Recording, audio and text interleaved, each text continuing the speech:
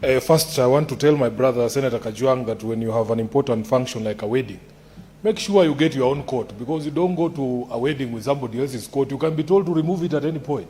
He knows what I'm talking about. Honorable Speaker, allow me to just make brief comments on the statement that has been brought by Senator Ledamo Lekina.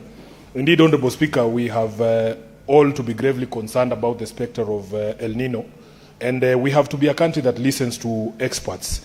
Previous experiences with the serious flooding, Honorable Speaker, in 2023-24, for instance, we lost over 300 lives, and there was almost 50,000 people displaced in many countries.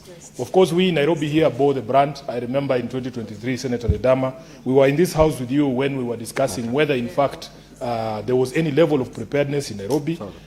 You remember there were fights between the national government and the county governments over where the money for emergency should be domiciled.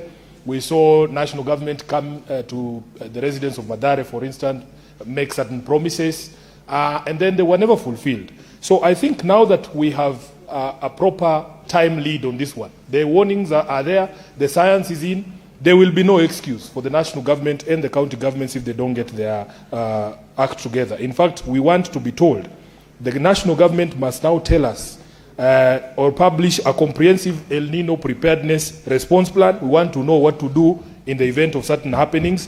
We want to see emergency evacuation centers being set up, and all of us should know where those things are. And lastly, Senator Ledama, because when things like this happen, some people take advantage and see a gravy train. We want proper transparency and accountability for any monies that will be utilized in handling this El Nino problem. As a final comment, Honorable Speaker, on the statement by Senator Mundigi, you know, it's not only the farmers in Embu.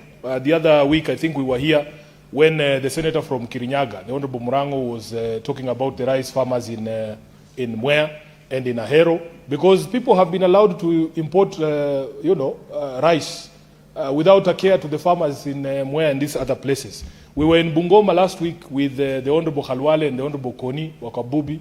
I don't know if they got opportunity, but I did to speak to the farmers at Nzoia.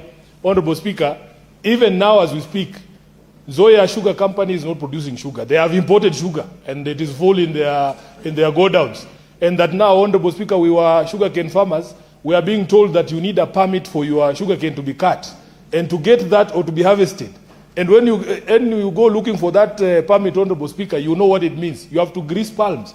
When did we get to a place? You know, there was a time, Honorable Koni Wakwabubi, when companies used to fight for sugarcane. But because these companies are not interested in milling our sugarcane, they have already imported sugarcane. They are no longer interested in our